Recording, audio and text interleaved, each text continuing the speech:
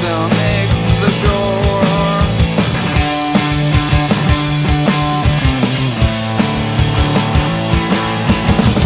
I know you don't have the patience to peel them off no more. In a jar where you fed me, all I could do was lick your hand. In a jar, the scars are plain to see. I hope somehow you'll know I understand. I'll be grazing by your window. Please come pat me on the head. I just wanna find out what you're nice to me for. Then you smile and decide to take me in, 'cause I look cute by your bed. But I can feel it's just a little more.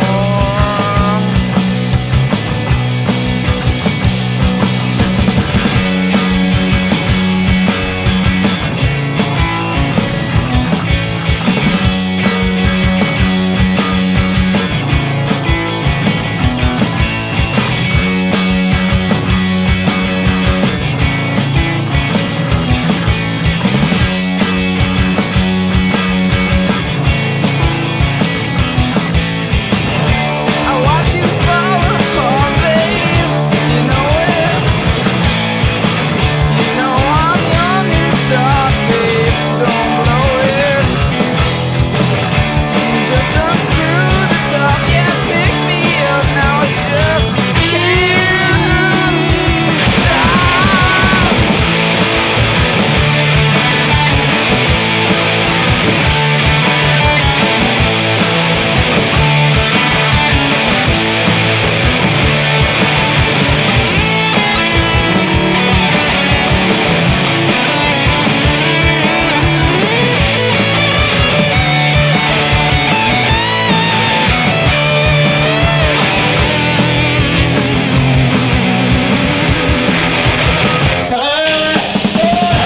In a jar where you fed me,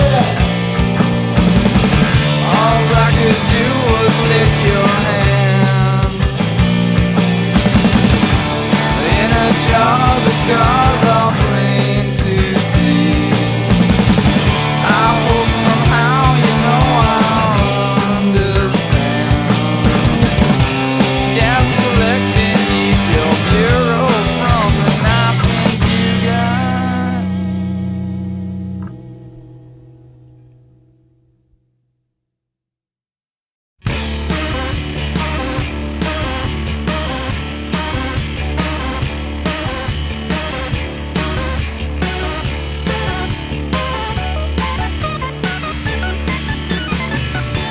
Your accidental nose sadly fails to rock my boat.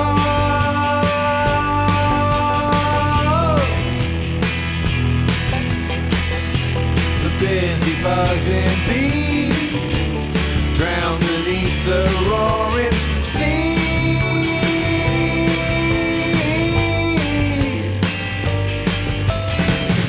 Every time we try to speak, I could feel our levels peaking.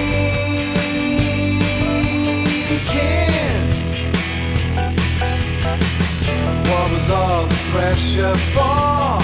No one won, the loudness was an ending in a draw. Right on the battlefield again. Pick up thy shield.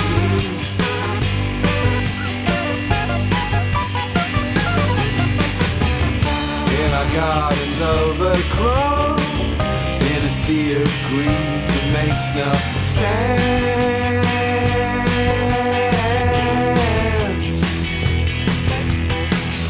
Even high upon the wall, the ringing tones all as intense.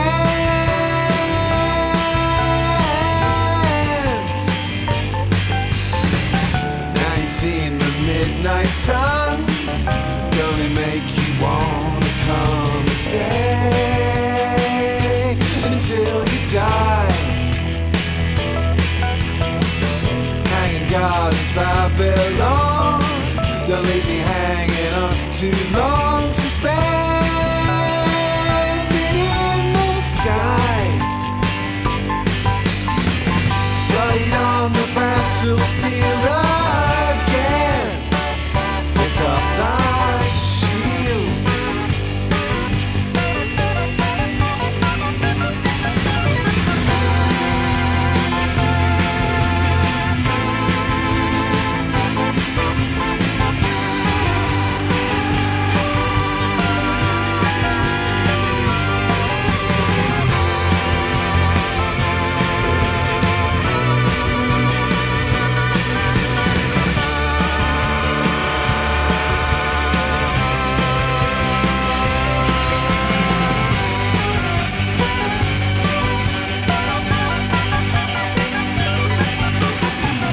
Destination or journey, I think I'm done with this circle of hell.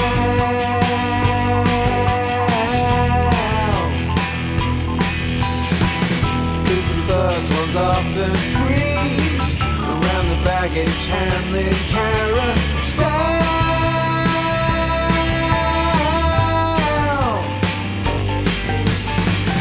From the comfort of ourselves, we map the globe in 80 years.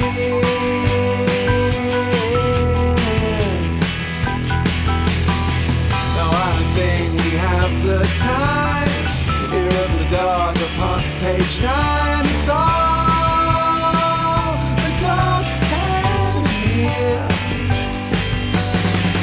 Buried on the battlefield again.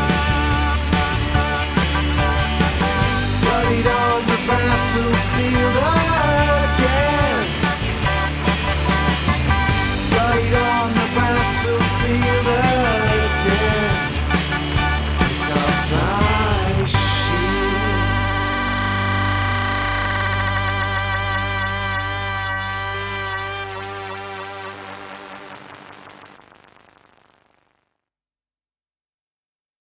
Okay, so Fuzz Bat Gigs Podcast, episode number 4, and you'll have just heard In a Jar by Dinosaur Jr. and Loudness Wars by The Chunks.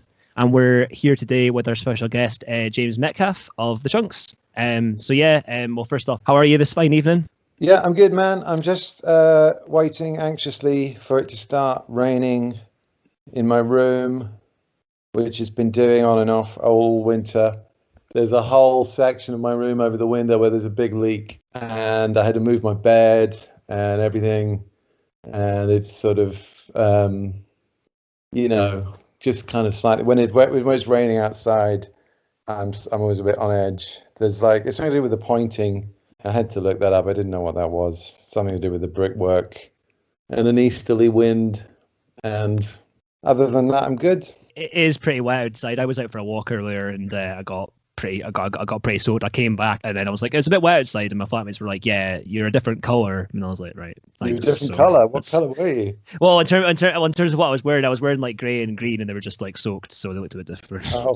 But yeah, it's an excuse to redecorate your room, I suppose, or reorganize things. You might have thought in the past, oh, you know what, I'll move the beds. The bed would be better in that side of the room, but you never be bothered to do it. But now with the rain, you can experiment with that, and you can see if you prefer it or if you don't. Well, that's exactly what happened. But I'm not going to tell my landlady that. I'm not going to give her the satisfaction of because it was quite. Yeah, it's always good, isn't it, when you do that, even though you never really want to. And I tidied everything up and cleared all the space, and and it was much better. But there's no way I'm telling her that because it is annoying. But rent's quite cheap, so whatever. Can't complain, particularly in these times, I suppose. Stuff, and I'm kind of paranoid about it, damaging my stuff. But I've moved it all. It's fine. It's good to have, we've got, you have to. Remember, you're lucky to have a roof over your head, even if it is. Exactly, but particularly these challenging times that we live in just now. So yeah, it's just mine. Anyway, yeah, I'm good. How are you? Yeah, right. So Yeah, I'm not too bad. Just keeping busy. Just again, not too much to report. Just can't complain. Just like everyone had a nice dinner. So yeah, I haven't eaten anything today, so I'll be feeling a bit faint or something, but I'm sure it's all right. You can eat after this to reward yourself, James. Yeah, I Treat yourself to a nice wee meal afterwards. If I do well, I'll treat myself. Well done me for doing the podcast. That's what you'll say. So. Yeah. Sometimes I just forget to eat. Yeah. Anyways, so I guess first question I want to ask would be, so when did the chunk? Well, so it's called the Chunks, but it was called the Pineapple Chunks initially when it first started. Yeah. So when so I was trying to find out, like I thought I'd do a bit of research myself because obviously I've known you for a while, but I don't actually know what year the Chunks formed. So I did a bit of research and stuff today, but I couldn't find it. I found there was something online about a gig in 2009, so I'm assuming it would have been before that, but I don't know when. So yeah, when did the Chunks form and how did it happen? Like how did the Chunks become a thing? Like what was the story behind that? Well, they formed in 1996 or 7 at school with Tim because I've known Tim since I was 11, and he bought this one day. He went to London and came back with this Strat and an amp, and he had this great sort of Silver Series Squire Strat, and I was always playing in bands with various people, with my brother and just friends from school. Just always played in bands. Played bass originally. And then, we just used to kick around in the music room and play. I don't know what we played, just made stuff up. And then, years later, when I moved up here, he just sort of moved up here. There was a sort of mass exodus of kind of poor art graduates who probably couldn't afford to live in London and were just coming up here. And like, there was at least 3 of us, maybe 4. So Tim, we just ended up living in Edinburgh both together, and then just one day, I hadn't played music for a while, and my guitar had been stolen, so I got a new one on insurance, and I just started playing again. Got this Les Paul, and we just said let's be in a band together. And then I was working at the Greyfriars Art Shop. And I would go into the, the Elephant House on George Forth Bridge. Yeah, like it's George Forth Bridge, yeah, like near the Mile and near the castle and shit. Yeah, I never go up there anymore, but that would be where I'd go and get a coffee, and I think I had maybe a thing for one of the women that worked there or something, and I would go in there. I can't remember. I was in my 20s, and the guy. On the guy that one of the guys at Weather said he knew this drummer Aaron, who's great. So he gave me his number, started playing, and Judith was also at the art shop as well. She's a friend from there. So we just sort of started playing and writing songs. That was it, really. Was Judith from the art shop? Was she playing bass or something in it then? If you had the drummer as well, or was she playing something else? She played bass, yeah, and she's a great singer as well, and a great artist. I listened to that song, Man Love, that I sent you in preparation for this, because I hadn't listened to it in a while, and she's on the backing vocals, and her voice is amazing. That's cool. All about that. So that was effectively the first lineup of the Chunks and stuff. Then, so when was the first Chunks gig? Did that lineup play a gig together before recording anything and stuff, or did some members change before playing or recording or whatever? No, there was actually another drummer before Owen. I've just should mention this guy James, but I don't know what happened to him. He moved to London, I think. But we just started playing. I don't know, just wherever. Henry's probably. Art school, and we used to rehearse at Jane's. Do you know that place on Jane Street? I don't know if it's still there. Oh, is Jane Street Leithway, you mean? Or, yeah. Was that the place that's not music based now, but was music based before? Or yeah, that's right. It's on Junction Street, but I don't know if it was the. Yeah, it was, wasn't it? It was called Music Base. It's music based now. I don't know what it was before. I've only been to it when it's been music based, but I don't know if it was anything else before. I think it was. I think my friend Gaff was telling me it was called a different thing before. I think you were saying something of that to me. I'm sure. Another time we met up, I'm sure you said something about that. So yeah, no, it was. Now you mention it, I think he was called Ian. He was a really nice guy, and then I think he rented it out to some dudes who had a tape machine, and we used that. We used their services for the drums on the first album because I had this idea that tape was good, tape was better. It's not as simple as that, it turns out, but I thought at the time. I'm just picturing you doing like a Mr. Mackey thing with South Park, going, "We're gonna record on tape, okay? Digital's bad, okay? I'm gonna record on tape." That's exactly what I was kind of doing. But there's so much more to it than that, isn't there? But anyway, yeah. So that's what we did. And we just so the 2009 thing, that was I think it was a gig with The Leg outside. Is that where you guys had like a versus thing with each other and dancing? Yeah, you guys were playing great. Across the hall from each other in bongo or something. It was amazing that night. That was really, really good fun. And yeah, he's right. Owen was he was a big presence. He used to do these wear masks and dance around, and yeah, he did crawl. I remember him. I think maybe Alan was. I think he had his head under the ride, and someone was hitting his head. It's like slithering around like a snake or something, and he had this really kind of grotesque expression on his face. He's very, very, really funny. But the thing I remember most about that night was actually The Leg were wearing masks, and I was playing my Les Paul, and Dan must have been, I don't know, doing something with a pedal or something, or doing something. And he's bending over, and he stood up, whacked his head into my headstock, and just looked at me with this mask on.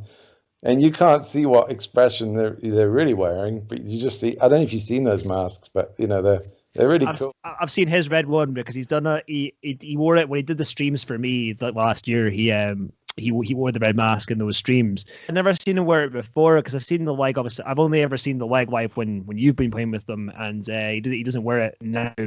But I know that he used to wear it. I know that he used to wear it back in the day. I've seen like some footage from before, and I know that he used to wear it like back in the back when The Leg were like a 3-piece or 4 with Paul. Yeah. And but I saw that he had it on, but he wore it for all those the free streams he did for me. So I wonder if he's maybe thinking about bringing it back. I don't know. So I'm not at liberty to say. No, I probably can't say. I think they are. Yeah, there's talk of bringing the mask back, but yeah. I mean, that was like.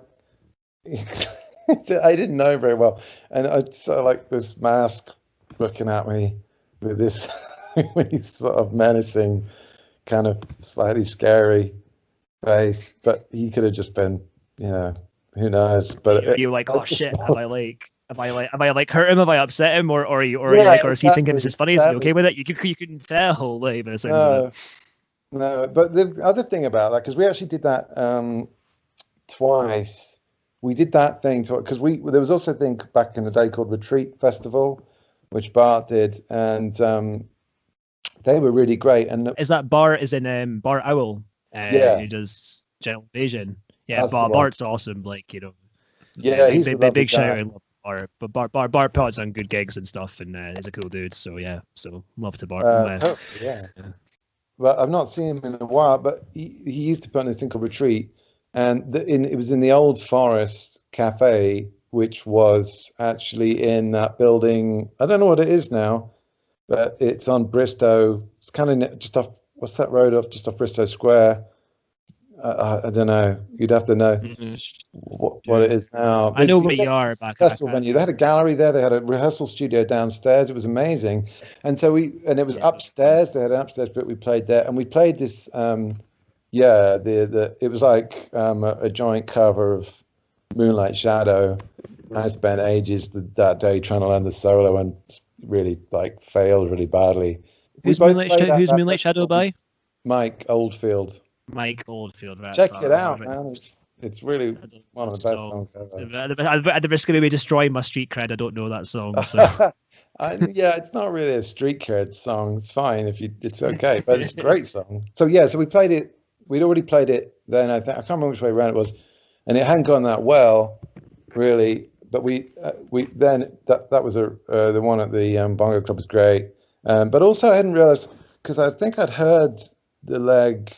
The only one I'd heard I think was Tina Turner, and his vocals are quite. Great album. It is a great album, but his vocals are quite distorted on it, I think, which is cool. But I hadn't realized until we did that stuff together what an amazing singer he was, because you can't always tell. He really belted it out, this Moonlight Shadows song, and that was cool too. So the whole thing was just great times. And then we just, I think, after that we just carried on playing with that lineup. So then that lineup recorded. A dog walked in at the studio in Leith that you're saying, like, would be the bass. That was done there. So that lineup played for a bit and did that album, and then you kept obviously doing stuff after that. But then eventually that changed. So when and who came in later? Because I know different people came into the band a bit later on. So when did that sort of shift into a different mark of the lineup? I'm quoting marks because you on your Instagram were calling the lineups various marks, and I was like, well, that's a good way to describe them, isn't it? So it is a bit like that. What he's saying, but it's a bit like that. Me and your Nan thing, the fall thing. That's kind of what it's ended. It's just kind of me really with whoever I can, just cajole into playing with me. But I should say that it wasn't recorded at James Street. We just did the drums there, and then. Okay. This guy Ali Moniak, who's an amazing drummer, actually, he transferred it onto a little memory stick, and we took it to Pete's, and Pete did the album in Pumpkinfield. That's where. Oh yes, sorry. Paul did say on episode 2 of this. Paul did say that the first thing Pete recorded was the Chunks album, so I completely forgot about that for a second. So that makes sense. Yeah. So everything apart from the drums was recorded by Pete, basically. Yeah, it would have been better if Pete had done the drums. That was an error on my part. It would have been much better if we'd just done it all there. But you live and learn. That's the third podcast in a row where Pete's been mentioned, actually. So it's his birthday. I'm sure he won't. I'm sure. Is it? Well, this will come out after his birthday, but if he does hear this, happy birthday, Pete. So happy birthday, Pete, man. That's funny. So yeah, like I was saying, so eventually that lineup didn't last. Eventually that changed. So when did who came in later? Like when did stuff change and stuff with the band? Well, it was only Judith that left. She went to Brighton. She used to do the t-shirts for us as well, and they were really good. People loved them. I think they loved the merch more than the music, actually. And then we got this guy Hugo. I'm sure that's not true. I'm sure people were into the music as well. So yeah, well, maybe, yeah, I don't know. But we got this guy Hugo. He was amazing. He was like just a prodigious talent, and he came in on bass, did he? Yeah, I'm trying to remember how I think I tried to do a side project with him and this guy Luke, and I'm trying to remember how I met him. Anyway, it doesn't matter. I think I saw him. Yeah, he used to work at the We Red bar on the bar, I think. Right. Anyway, okay. And he's got an Instagram. You should check out his Instagram. He just plays every instrument under the sun and really well. And so it was great to have him around because he was. Then I don't know, like I probably got a little bit better at writing songs, and was we'd been playing together a while. So the second one was done at the Goon Cave, which was in one of those caves on what's it called, Blackfriars Street, I think, maybe, or was it Nidri Street? They have those caves under the Bridge. Yeah, well, what you mean? There's the Caves venue on Niddry Street South, I think it is. It's on the other one. Is it just Niddry Street? And it's just was it near the Hive and Banshees? Yeah, next to the Hive. Yeah, was it? Yeah. Now, I can't remember now. That's the other part of Niddry Street. So okay, it would have been there then. Yeah. So that lineup went to record the second album, which hasn't been released, obviously, which is somewhere in the void at the moment. What was that album called? That's Black Chunk Time. Or has it not got a title yet? Black Chunk Time. That's the not released. That's the not released album. Well, no, that's the interesting thing. Because I had to do that mix for you, and I was like, well, basically, what's happened with that is so Michael Dignan recorded it and Jim Anderson, and it was really good, like because there was an amazing reverb in that place, and it's a really cool place to record, and he had a lot of gear, and it had a sort of unique sound, and we used to rehearse there, so we knew the place quite well, and we knew Mike well, and it was convenient because it was local, and we recorded all the tracking, you know, and a lot of overdubs and all the music basically. But I had just sort of got very insecure about my singing voice by that point, and I felt like the vocals on the first album had really kind of, you know, let it down really, and it was I didn't want that to happen again.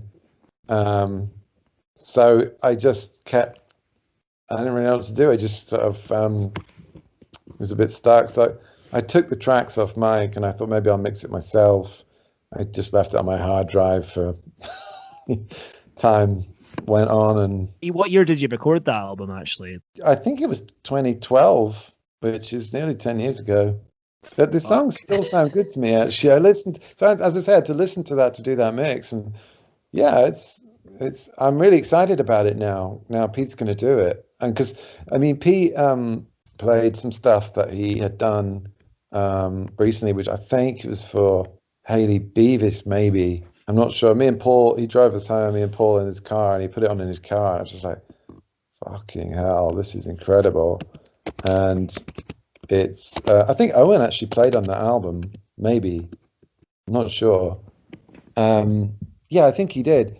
And he was telling me about this gain staging thing, this new mixing thing he was doing. So I had always thought I would hopefully get him to do it anyway. So there's been that, and then just sort of recently just trying to practice. I've been practicing singing in lockdown, which is, I'm sure my neighbours probably won't thank me for, but now I think, yeah, it's time. And also doing the new Warm Universe, doing the new one has made me think, yeah, no, I want to get that other one out, you know, because it's sort of a bit more kind of confidence about it now. It's unfinished business, basically, that second one. You're like, gotta get this out. No, it's... Well, yeah, also I still really like the songs, actually. Like, I just didn't want them... I like them so much, I just didn't want them to be, let down by, bad singing. So well, I'm looking forward to hearing the rest, because I've heard obviously the one you sent me over recently, the Punes one, and then I've also heard on your SoundCloud there was the Darkness was up on there, I believe, and that's on that one, isn't it? Or am I getting mixed up with Dog Walked In? Oh no, that's from A Dog Walked In. Yeah, that's No, there was another song that was on there that I think we spoke that was on there. I can't remember the name of it. There was another one that was on that. I forget the name of it. That was River of Tears. That was on there. That was it. Sorry, I'm getting mixed up. Either way, I remember hearing them both, and I was like, "Oh, I've not heard that before." And I was like, "That's quite a nice tune." So it'd be cool to hear when it eventually comes out in whatever time. So it's pretty consistent, Yeah, that River song's good, and there's lots of good stuff on there. So yes, it's exciting. Like there's going to be. Yeah, just like it feels good. There's a bit of momentum with the chunks again now. Like buses or something. You wait ages for one, and then two come along. Maybe. That is a perfect image and a perfect segue for the first part of the interview to end, and we'll play some songs now.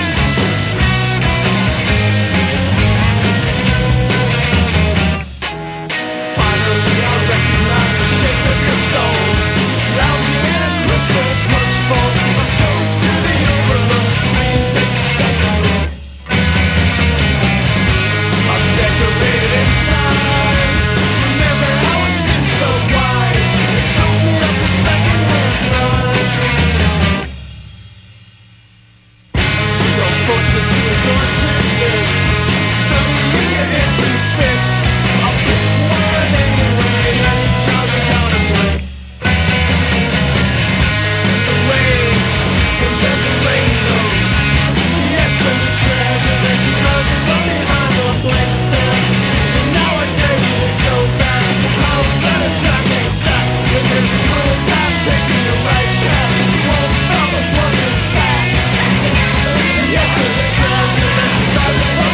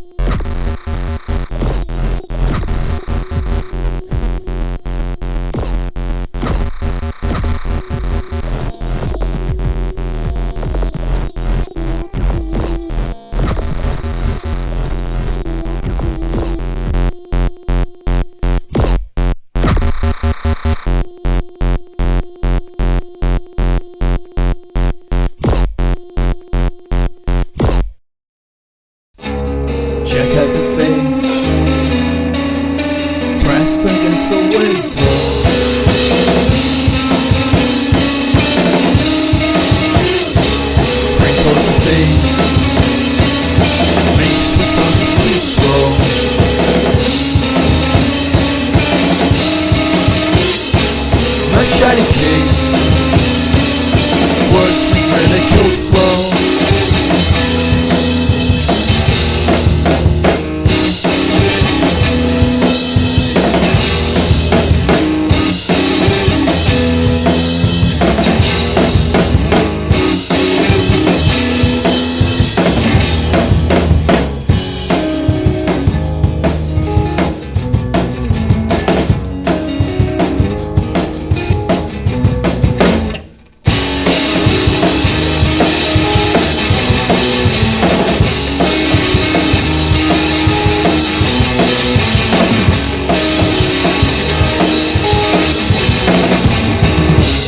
Dollars at work, signs that clutter up me.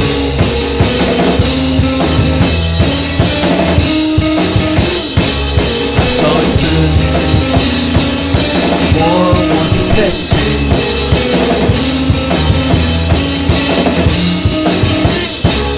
What is this thing? I'm so fucking sexy.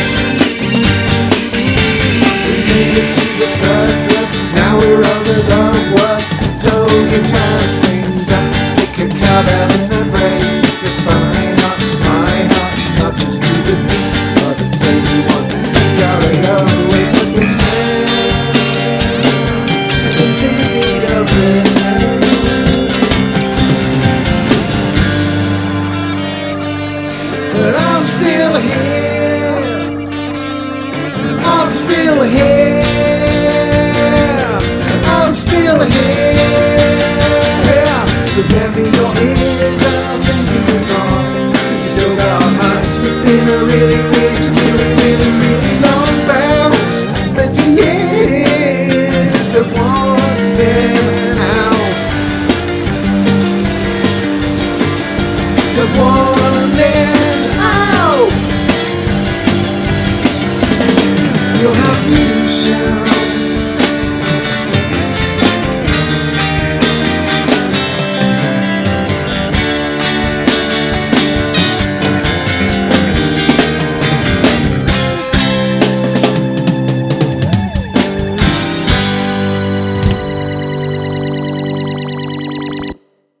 Okay, so anyone who's listening there will have just heard Man Love by The Chunks, Thermal Treasure by Polvo, Kill the Cop in Your Head by Lauren Sarah Hayes, What Is This Thing by Stepik, and Pweened by The Chunks.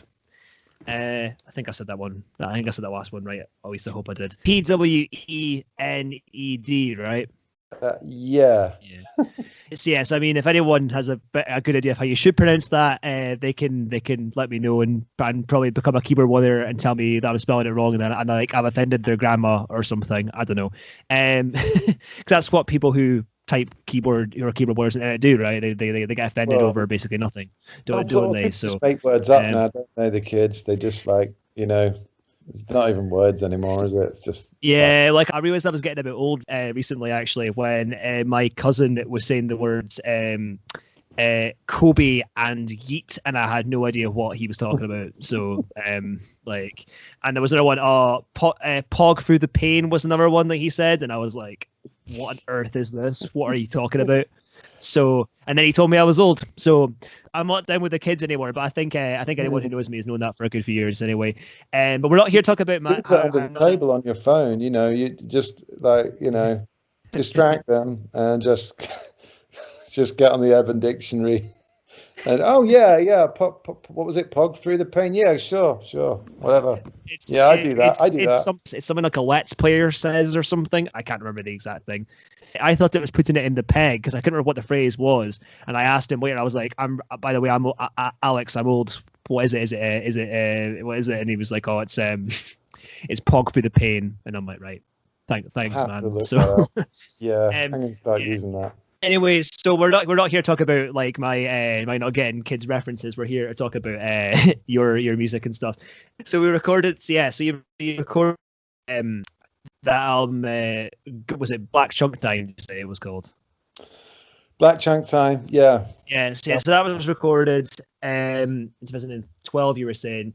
And then you took it away and you weren't so sure about it. So while you were doing that, I'm assuming the Chunks kept gigging for a while after that though and stuff. Didn't they? Well, yeah. So Owen moved to Glasgow, and just I think that sort of petered out. Hugo moved away. Tim, it was kind of I can't remember what happened, but it was eventually. Oh no, Tim stuck around because we got this guy. Michael. Michael's been a very great and lovely supporter of Fuzz Bat Gigs and in fact of bands and musical stuff that I do and everything as well. So let's give Michael some love as well. Michael's got his own stuff and that's very lovely. And he's in a band called Navali just now, who I've put on before as well, and they're great as well.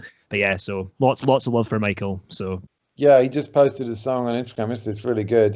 It's called River Flow or something. Yeah, cool. But yeah, he played. I'd been it's done a really good tuning. I was kind of jealous. I was like, what's that tuning? A sharp. It's got an A sharp in it.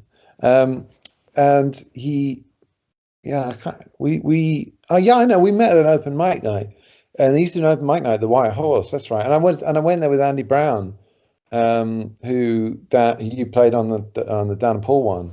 Yeah. Yeah, who is a lovely guy.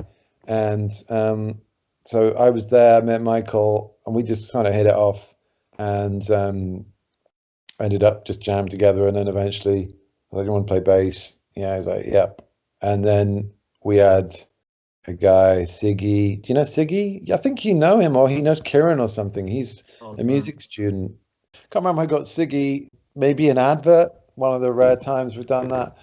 Or maybe Michael knew him. Yeah, well, basically, I went to This Is a Small World. Basically, it's because I went to school. I went to primary school with Siggy, and then he. I remember, my pal, my bandmate Kieran telling me about the Chunks, and I remember him mentioning Siggy playing in it, and I remember being kind of funny. I was like, oh, because how many folk are called Siggy or Sigurd? There's not very many people called that, is there? So, No. and it just transpired in A Very Small World. That was my pal from primary school that was playing in this band, Kieran's band Fats Dominion at the time had been playing with. So, it's such a small world that like I used to go into Sigurd's house when he was learning to play drums, and I remember seeing him play like Eye of the Tiger on the kit, like when he was kind of just learning. And I remember we played like Harry Potter on like the computer stuff. I just remember that, and I remember I don't think I have it anymore, but I had an old CD of Siggy's band from school. Like I don't have it anymore, but I remember getting one of them like a while ago, and I can't even remember what they sounded like, or if I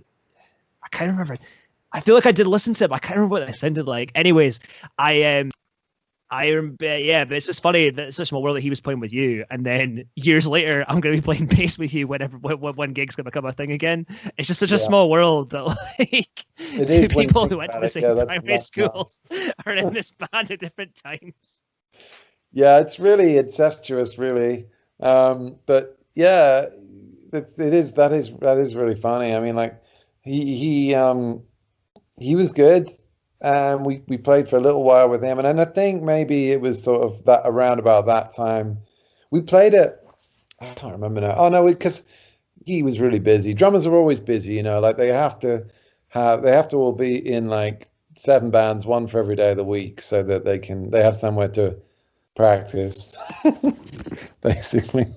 I think he got some work and he can do it anymore. But so then it's kind of getting to that point where like, but maybe it's me, because people kept just leaving, and I was like, okay. And we got this guy Johnny, who was great, Johnny Willis, and we did play at Kelburn, and that was organised by Ed Stack. And I have to say, I want to shout out to Ed Stack, because he always supported the Chunks. He was always putting us on, phoning me up, sort of getting in touch, and that meant a lot, that somebody, because it just felt like you had that they sort of believed in you. And he would put us on at the Meadows Festival, and he put us on at Kelburn, and it was kind of a small thing back then, but it was still really good fun. That was a great day driving out there. And playing outside. I was thinking about this the other day. Playing outside, like, is really, really great fun. And so much fun playing outside. I love a good outdoor gig. Yeah, but now it's more like appropriate, almost, isn't it? It's more COVID friendly to play outside in a way. And I was thinking, we should just play outside, just do all the gigs outside. Just well, if you can get people who are happy to carry drums and stuff, then the outside gigs can become more viable. That's the hardest thing. Like, solo sets and things can work okay outside, because you don't have to carry too much, particularly with portable amps and stuff now. But I don't know, certain electronic stuff wouldn't work outdoors. You need to have the right sort of sound systems and stuff. And it depends on the gig. I mean, because Meadows Festival's great. Like, they've got the right equipment for you play anything. I've always had a good time playing Meadows Festival. Like, I've played that a couple of times now. Yeah, it's been great. Right. And then I've wanted to play Kelburn. And if anyone wants to check out more stuff, there's a performance of Brand Flakes actually up on YouTube of you guys from Kelburn actually. So so if anyone wants to hear that song, they can hear that on YouTube from a quick look. If I can find it, it's clearly not that hard to find. But yeah, I always like to play there and stuff. So really looking forward to one of them when they come back. And then and as well, what you're saying with Ed, Ed's lovely. Like, Ed's put myself on one of the bands a couple of times and stuff. And really tall guy. I think it's worth mentioning. He's so tall. He is tall, and so is his wife. Good dude. Or partner. Their kids will be huge then. So he puts on there, but he's sort of responsible in a way for the Tardigrades, because he kind of put us on. He phoned me up and said, "Do you want to play doing the Rabbit Hole? You know that one?" again, which was Yeah. like it's relatively. I've got tickets for doing the rabbit hole this year if it goes ahead. I'm 50-50 whether or not it will, but I've got tickets for it. So Yeah. Oh, who's playing? Who's? I think I saw. Bell and Sebastian are playing. Yeah. Biss are playing. Me Lost Me, who I've put on, is playing. Who else was on that bill again? Stanley Odd, who I'm not that fussed about, but they're on the bill. McCluskey are playing as well. McCluskey are great as well. I can't remember who else, but that's the ones on top of my head. That's good enough for me. But Me Lost Me, Bell and Sebastian, Biss and McCluskey, they're all great bands. So Axe, because Me Lost Me is solo, but yeah, that's enough for me to want to go. So Yeah, man. there's more than that, but that's I think on the top of my head. So Well, fingers crossed. I mean, it was a really, really good, another really great day. And the day before, so he phoned me up and he said, "Do you want to play? Do the Chunks want to play the Chunks still thing?" And so this is why I'm telling you this, is because I was trying to remember when the Chunks finally sort of ended, I suppose. And it was there. I know I didn't have a band at that point because I couldn't do a Chunks gig, and I said I'll play solo. And because I thought that just sounds like really good fun, and I'll go and play solo. And then I went for a drink with Matt, because I've been playing with Zed Penguin all this time, I think, for at least a year at that point, probably. And it was during the festival. I went for a drink with Matt the day before, and we were just like saying, why don't you come and we'll just make a load of noise instead. I'll play one of my songs and we'll just make a load of like noise for half an hour, whatever it is. And he said, that sounds cool. And then we went down to Bertie's and ran into Dan, who just happened to be there. And we said, yeah, you come too, man. Why don't you come too? That'd be great. And so we all drove up there, did that, and it was great. And Robin Hitchcock was there, and like, he's one of my all-time heroes. And I had this kind of memory of having been all the way down to the Green Man in 2007 and standing next to Maltmus at the Gruff Roost is set, and thinking, this is like, 3 hours before his Maltmus was going to play. Steve Maltmus at Pavement. Yeah. What was the one you mentioned? Robin Hitchcock, did you say? Robin Hitchcock, that's right, yeah. He was in a band called Soft Boys in Cambridge in the late 70s, early 80s. Really amazing band. Check out Underwater Moonlight and Can of Bees, are really good albums. Really, really great band. Anyway, so I've been down to see Maltmus, and I didn't want to talk to him because I thought, I don't want to find out, 2 hours before. I've been on this mission essentially to see him play. Although that was a good fact, there was some really other good bands. Was it Pavement or him and the Jicks? It was the Jicks with their kind of comeback album, and I didn't want to talk to him because of that Never Meet Your Heroes things. I didn't want to find out that he was like a really aloof or like a douchebag or something like, and then that would have ruined the whole thing. So I didn't talk to him, and then I found out later that apparently he's really nice. But I had that in my mind. I was like, oh no, I've got to say something to Robin Hitchcock. I've got to say something to Robin Hitchcock because I'll regret it if I don't. So I had this plan. I was really quite drunk. I was like, I'm just going to run up to him and say, I love your music. Sorry to bother you, and then run away. And I just did that and then thought nothing more of it. And the next day he came up to Matt at the coffee stand and he was like, who's that guy that ran up to me? I really wanted to talk to him. He was really nice. I was like, I didn't want to risk it because I didn't want to bother him because he was having a drink with a friend. And I just thought I just need to tell him that I love his music. I don't know why, you get that thing. But I didn't want to take up any more of his time. And he was just looked really freaked out because sometimes that's all you need to say to somebody. Sometimes just like, he's what I tell them. Yeah, but there's ways to do it, isn't there? It sounds like it's like maybe like a thing when you're younger. I don't know if you like somebody and you want to maybe ask them out, and kind of like, oh, thank you, right? Yeah, it was. It was about like that. Anyway, but the reason I was telling you that was just because I went off on a tangent. Sorry. Tangents are good. Some of the best bits of these are when people go off and things. So.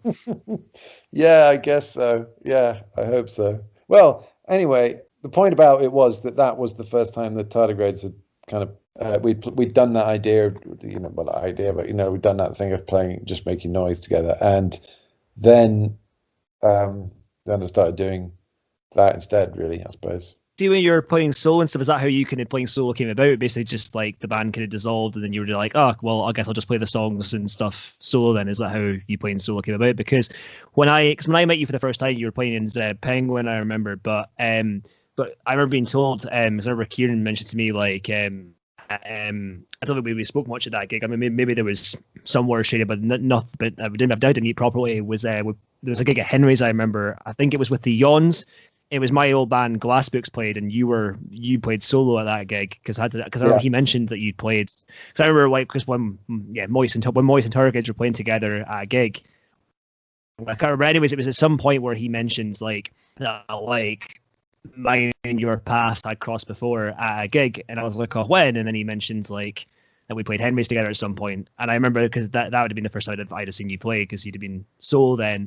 And I'd seen you a couple other times solo and stuff as well. Because when I first saw you play, I knew you were in Zed Penguin, because that was an active band who I'd seen. I remember that was when we met. It was 2014. It was an Untapped Talent. It was like a student gig, like an Untapped Talent thing at TV. And I remember we had a very nice blather afterwards. After that, I remember you guys played a great set. And I remember Casey wasn't the drummer. Casey's the drummer of Zed Penguin. For context here, if anyone doesn't know, I remember he wasn't happy about like. He wasn't happy about something. I don't know if it was sound or something. I don't know. He wasn't in the best of moods. But I remember the lineup was really good. Kieran did a good job with that lineup. And I remember, me and you had a lovely blather afterwards. I remember. Yeah, we did. I remember it. It was great. It was really nice. And that was when Kapil played. Is that the one where Kapil played? It might have been. I remember who was on what bill, because there was two gigs close together. Because I remember he came up with one, and then Little Hands of Silver were on like another part of the bill. They're cool as well. I can't remember who was on what bill. I Man I Experience, I think, were on the gig you played as well. I can't remember. I just remember being like a fun gig. I think Albert Shakespeare might have played one. I can't remember if that was the same one either. I just remember Kieran put on two gigs, and Mystery and you didn't quite close together. So yes, I knew from that. But then I guess other times seeing you about and stuff, you were always kind of building. I did it myself when I put you on solo. You always build as James Metcalfe of the Pineapple Chunks. And it was like, oh, this band that I've not seen that I've heard good things about. It's kind of just funny. But yeah, seeing as we mentioned it briefly there, we'll just touch on this briefly, because I mean, I'll maybe get Matt on the podcast or something like you were suggesting. The message to me there, I think it was said, it'd be good to get Matt from Zed Penguin on the podcast actually and discuss stuff with him at some point. But just so he can tell the full story later when I eventually do speak to him about this and stuff. Well, I hopefully do speak to him about this and stuff. But how did you end up playing in Zed Penguin? Like, how did that come about? Just briefly, just seeing as we're talking about that band, it makes sense to mention. Well, I think he just asked me. Like we've been good friends for a while, and this is all harder to remember than I thought it would be, to be honest. Like, there's quite a lot of stuff's happened. He was in a band called Pet, who were good, and I remember maybe they split up, and Matt had played his solo stuff. I know that he played a solo set. We played a couple of gigs together. There was a venue called the Roxy. Do you remember that? Was that before your time? Oh, I'm trying to think where the Roxy would have been. Where would the Roxy have been in Edinburgh? It's a church, but maybe the university own it or something. It's like, it was a good venue. Actually, well, the sound wasn't that great, but it was a good place. It was kind of hipstery, actually, but it was just a nice venue in a way. And I played with him there. And I played just on the same bill. Oh no, I played Dune with him as well. So we played we'd been playing around on the scene and stuff. And yeah, it just happened. I think I just want to play bass and just started playing bass. And really, he was playing solo, and then he just wanted to get a band. And he already had Casey from Pet. He came with him. Pet split up, and yeah, I must have just joined in. And yeah. The thing I said earlier about the singing, it was kind of like, in a way, it was kind of a relief not to have the pressure of doing my own stuff. And it was nice just to play in other people's bands. I really love that was great fun.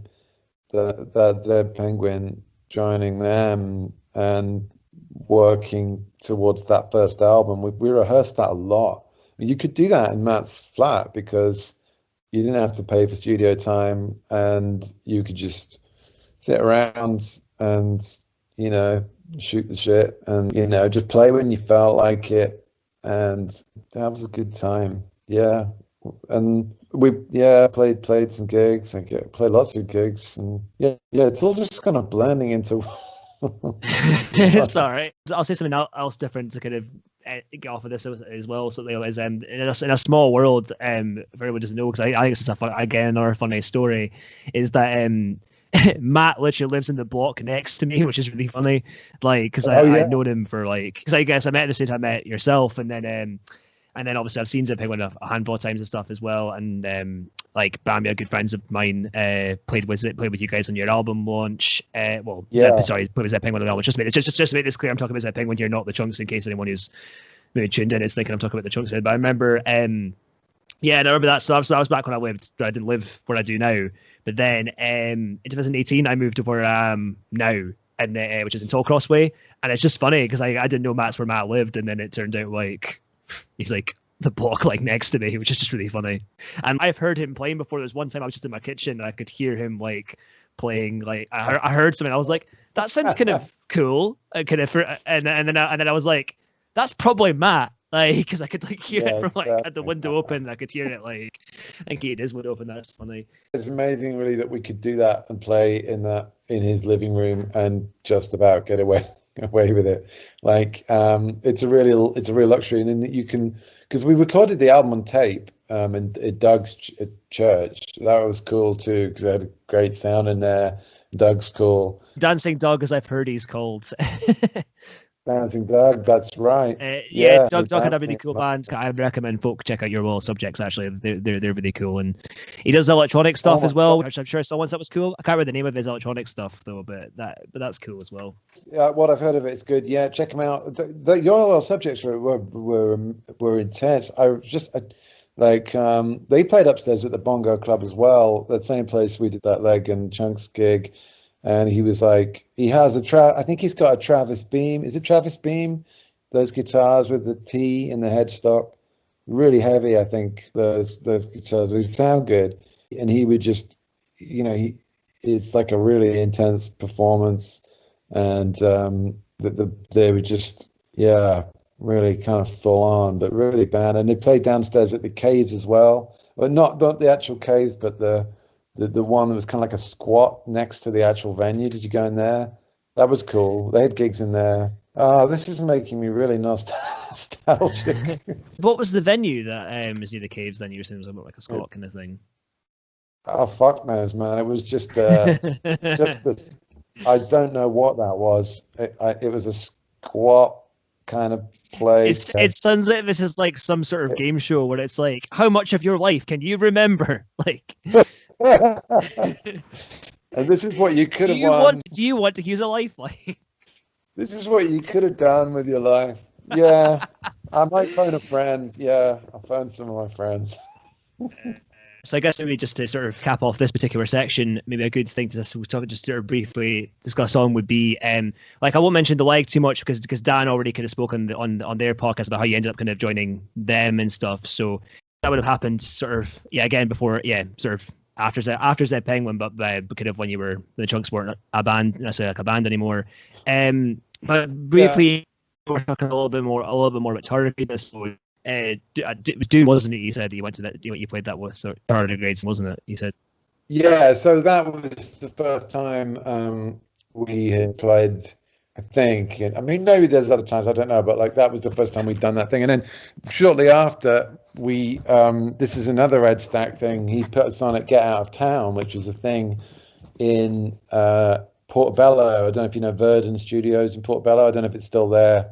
I think it might be. I've heard of it, but I've never been. So I'm sure the name rings a bell anyway. Yeah, it's like a huge building just off the roundabout. Like I think in that big industrial estate bit.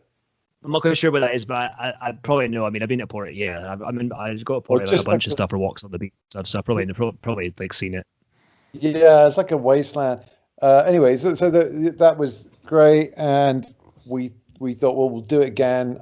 We've been playing a little bit. Maybe we'd done it before, but it was just like, let's do like a half-hour song where it's just noise. But we had they had all these great amps there like that because it's a rehearsal studio, and we just got all the amps. Dan was playing a lot of violin at the time, so he was like playing violin through a pedal. So he was making cool kind of like racket, and me and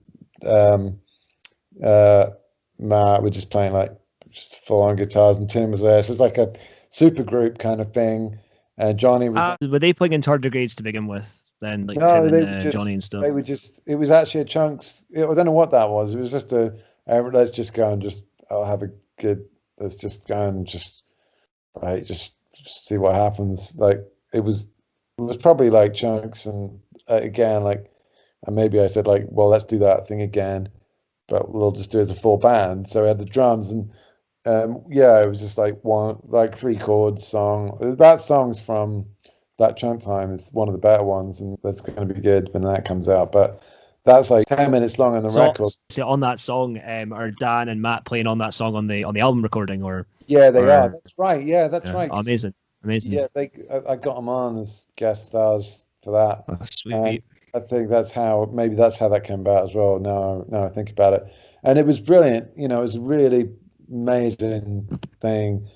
Just like feedback for like 25 minutes, and Johnny just going on, and Michael just like real troopers, just playing these 3 chords for like 25 minutes, and then the rest of it was just total chaos.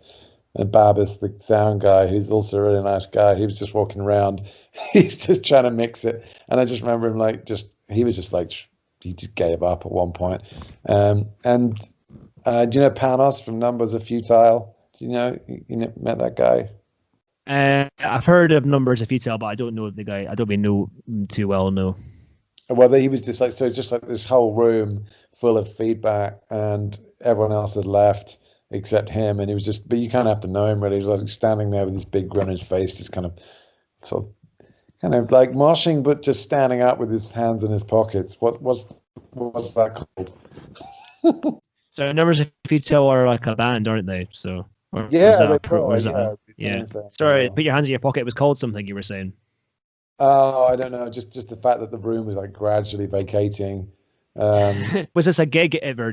Yeah, it was like an all day. It was called like a mini festival or something. And maybe it was 2 days. Maybe it was one. I can't remember. And then they had a club night afterwards. It was great. That's how the Tardigrades kind of gradually evolved. So you said you were playing that there. Had you guys played that song? So was that you guys recording that song to then be on the album, or was this like an extended version of the song from the album? You mentioned that song being on the album or something. Yeah, it was just a live version that just, it's open-ended. Okay. You're going to get to play it. You're going to get to find out. Like, it's just, like, you can just go on for as long as it wants. One of those live jam songs. They're great fun. Are we going to play that one with Polly? Yeah. Nice one. Yes. Yeah. That sounds like fun. It's great to write a 3-chord song, because it's hard to get 3 chords to work. It's sort of deceptively hard, really. I find it so anyway. So you were saying that song and Matt had come in to the actual recordings time of it before and played on it, and then you then did it live. So they are on the album to make that on that song.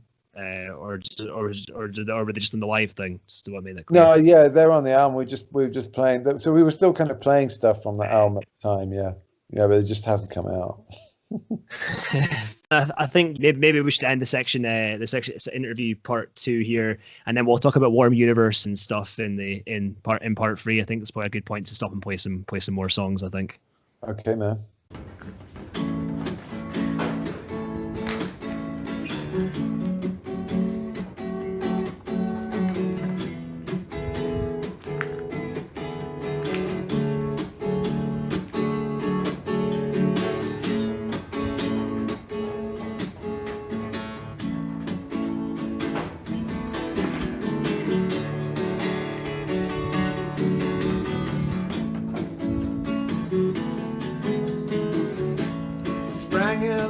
Last Sunday, the cuckoo monk.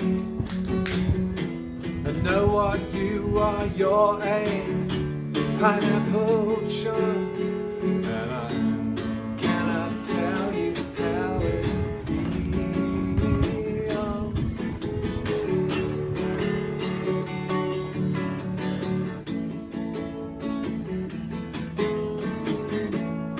take this red triangle, and while you're there,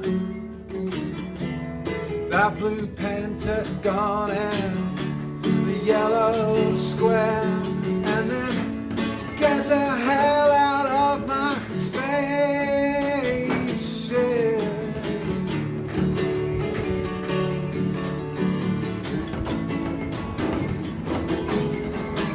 It all went so fast, and now they're texting me from the past. From her words I infer that we all had a plan. She was the queen of the Edinburgh ways to see, and she told me, what was it she told me? What was it she told me? What was it she said? And what did I do?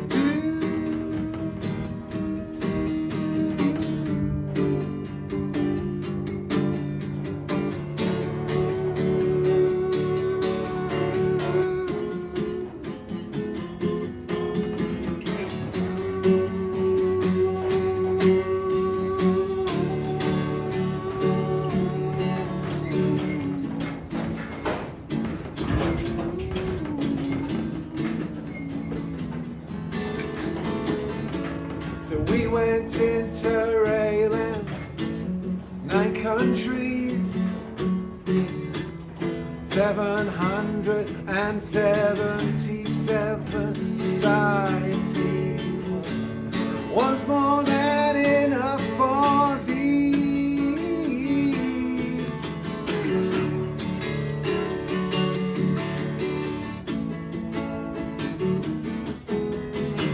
It all went so fast, and now they're texting me from the past. From her words I infer that we all had a blast. Goodbye the queen, and goodbye to the waster scene.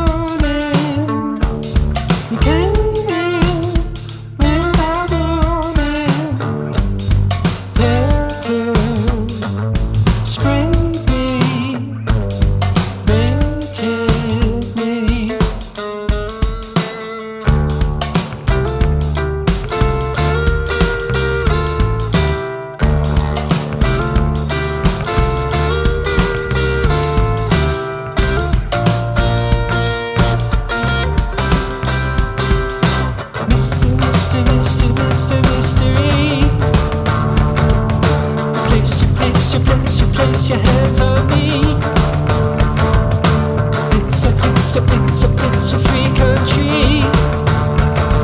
Is it really, really, really, really, really? Yeah.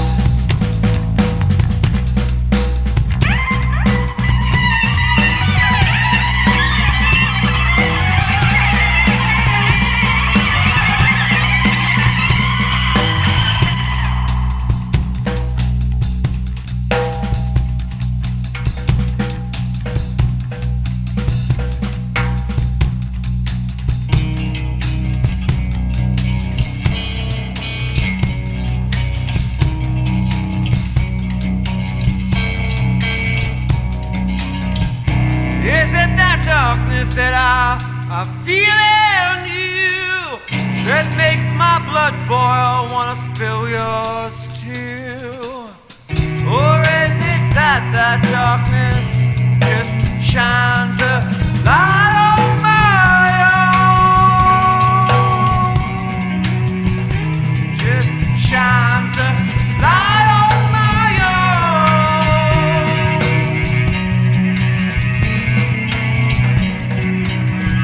Well, I don't know.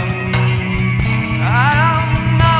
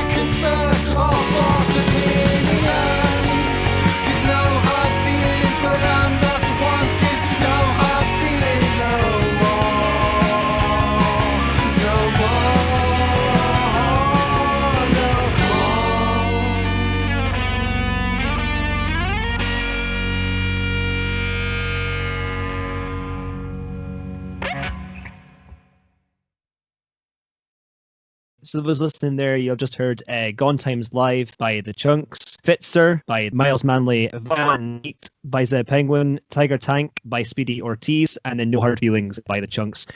So this brings me on to where The Chunks kind of is just now. First off, it was called the Pineapple Chunks before, but you've changed the name to The Chunks. Yeah, I just changed it because I thought it would just be good to have I wanted it to be like some kind of continuity, but signal in some way that it was like slightly different but the same, and that seemed like the best way to do it, I suppose. Because it's always just kind of, I suppose it's just been me at the heart of it really the whole time. And also the pineapple bit was starting to annoy me, and I thought The Chunks was I like The Chunks. It's a good name. It's also good as well. So there's a new album, Warm Universe, which is coming out. It's now got a release date. Finally, it's been in the works for ages. The release date's is it the 1st of May? It's coming out now. Yeah, is that 3rd of May, I think? Confirmed? West End 3rd Rocker. of May.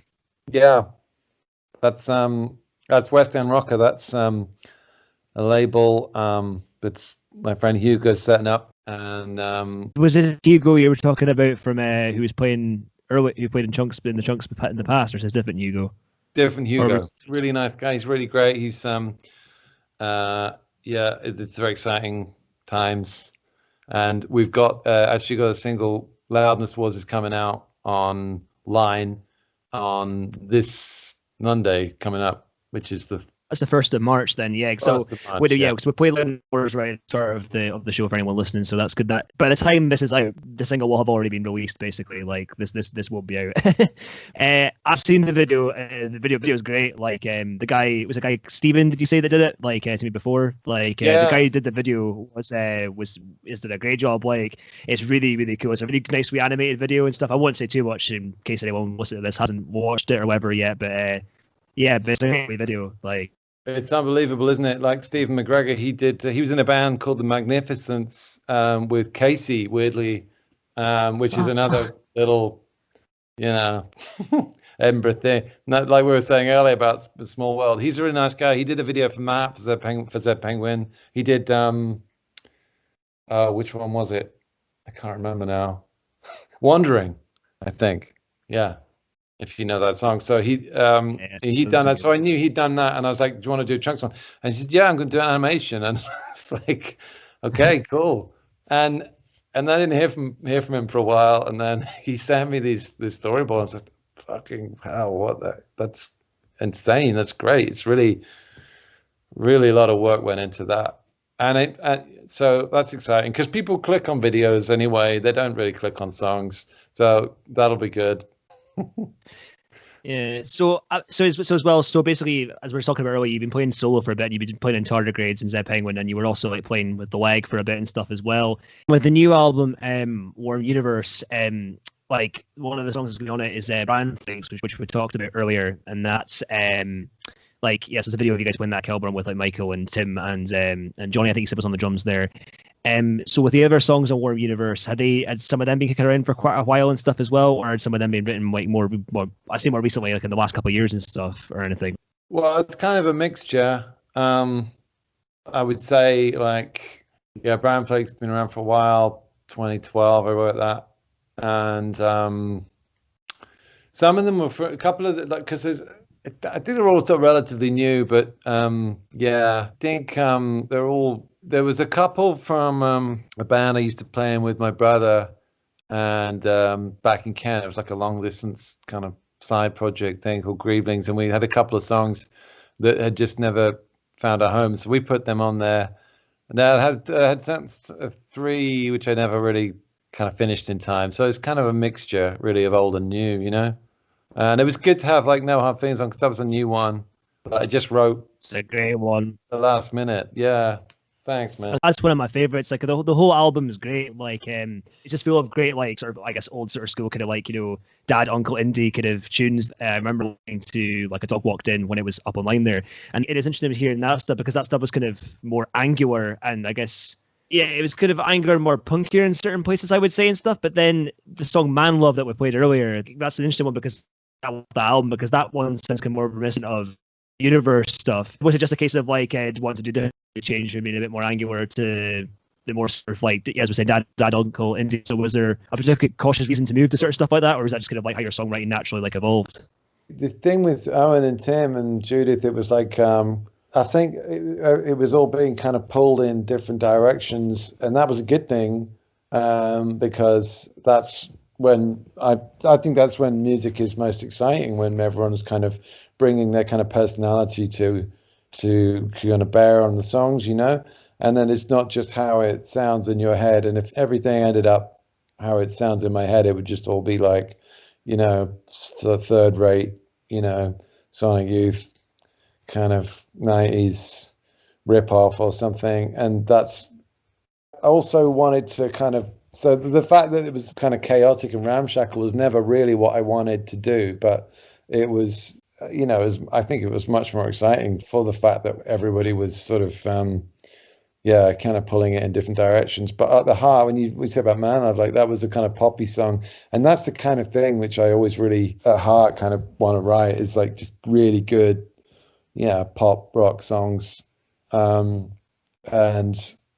you know, like the Kinks or something, you know, like great, and you know, like with a bit of wonk, but basically solid, well, you know, structure. I'm always interested in like structure and stuff, and that's what gets me going. And like just enough wonk, just a a dash of wonk, well, more than a dash. But anyway, essentially, sort of tight some songs, and so that's why I think with the new stuff, it's a bit more like that, and also with Alex on board playing keyboards, you know, we're both very much of that same kind of bent, you know, like just like trying to, I don't know, we have very similar ideas about stuff, and it was really kind of natural when he started playing, and it was just like just, you know, a big fat sound, and the keyboards kind of helped. Well, also by that point I'd probably developed as a songwriter anyway, so like they were better songs anyway. So I think the first stuff was more just about like the kind of embracing the kind of chaos of it. And now, you know, maybe it's, I don't know, it's a bit more kind of mature or something. It's not really that mature, is it? It's going to be really good for folks to hear it, because obviously I've heard it a handful of times. I really love it. You've done a really good job, and like your brother Alex, who played on it as well, and what's his name, Ed Grimshaw, yeah, he's done a great job as well. Just the whole thing just sounds great. Thanks, man. That's really nice. It is exciting, and good to have a release date, and good to be. Shame we can't do gigs to promote it, but we did sort of do it to gig, didn't we? You know, like we did that that gig and that thing. That was really good fun. Yeah, and that's gonna be that'll do. You know. Yeah, so for those listening, like, I mean, I told a couple of folk that we'd done this, and you've told obviously some people as well, but anyone listening who doesn't know, so earlier on, I played an acoustic version of a chunk song, and that acoustic version is from this gig that James was just talking about there, where we went to like the wastelands sort of bit, kind of near Seafield and Leith, and we found this we went to this abandoned building, and I thought, yes, right, and I filmed you playing about 5 songs off the new album, like acoustically. We said like April for putting that out, didn't we? That's going to be online. It'll be like we'll do it as like a stream, and folk can tune into that and stuff and watch it as well. And yeah, you did a great job with the songs then. I'm really looking forward again to folk being able to, you know, so that was a fun day as well, because it was just like the building was almost like your drummer, and he was like playing like percussion along with you. And some of that was just some of the greatest moments. So, like, you know, we always moan about there being lack of gigs, but I got a very intimate one-to-one gig, so that was quite nice. Yeah, and probably Asbestosis as well. The thing about the drummer, that's a free drummer right there, isn't it, in that place? Yeah, exactly. So going back a bit slightly, I wanted to ask you also Warm Universe. Where was that? That was all recorded down sort of south, because you're from Kent. Yeah, it was over a few years, really. When I was down, I can't remember. I think I maybe just always wanted to record with my brother, because we get on so well, and you know, we play well together, and you know, it was a great opportunity to do that, and we recorded it at Bark Studios in Walthamstow with this guy Brian O'Shaughnessy, who's great, really lovely guy, amazing sound as you can hear, and he recorded Loaded Primal Scream song there, and also Star Trekking. So good mix. Claims to fame. Good range and stuff as well. You did some mixing and stuff for that, did you not? Like during lockdown, I saw you put up a post on Instagram or something, being like lockdown mixing or something. So was some of that was mixed remotely and stuff, was it? Or no, that was just stuff from the second album that I was just. I thought that was gonna be stuff to do with that, but anyways, no, that mixing was all done by Brian, yeah, but it was good fun watching him work. I learned a lot about EQing. He's got this massive desk. I don't know which one it was. Don't think it's SSL. I think it's pre that. I think it has valves in it. And yeah, he did a really good job. It has that, it goes back to what you were saying earlier about the sort of sound. I mean, I just really like that full kind of sound as well, and kind of poppier sound or something. And also, Alex had recorded with him before. And Ed and they all know each other down there. They've all recorded there before. Alex is in other bands as well down there, and they've played there, and so he knew all about it. And I just turned up, and I've got some songs. Can I play with the bigger boys, please? Yeah, exactly. Yeah. I'm just thinking a bit of when Harry Enfield and Chums were like, have you seen the sketch where Kevin the teenager he gets like I think the parents go away, so him and Perry have like a part. Him and Perry's friend Perry have like a party, and then they come back. The parents come back or something, and they're like, "Oh, what happened?" And they're all shell shocked. Oh no, because you see a bit earlier on where like folk come and they can't control the party or something. I think. Anyways, I just remember the bit where like they come back and the house is a bit of a mess, and they're like, "Oh, Kevin, what happened?" And they're just the two of them are just sitting there all shell shocked, going, "The bigger boys, bigger boys came." Yeah. Yeah, well, it's always like that with me. Yeah, I always feel like that.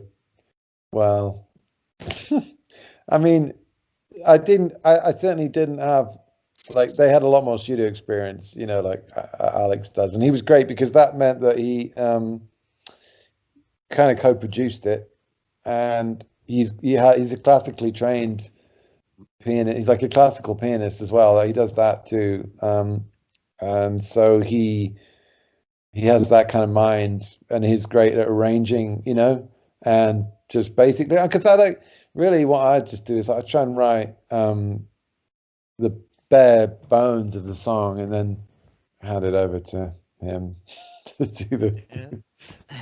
Yeah, well, that ties in nicely actually, because we'll now come at the bit where basically I get the act.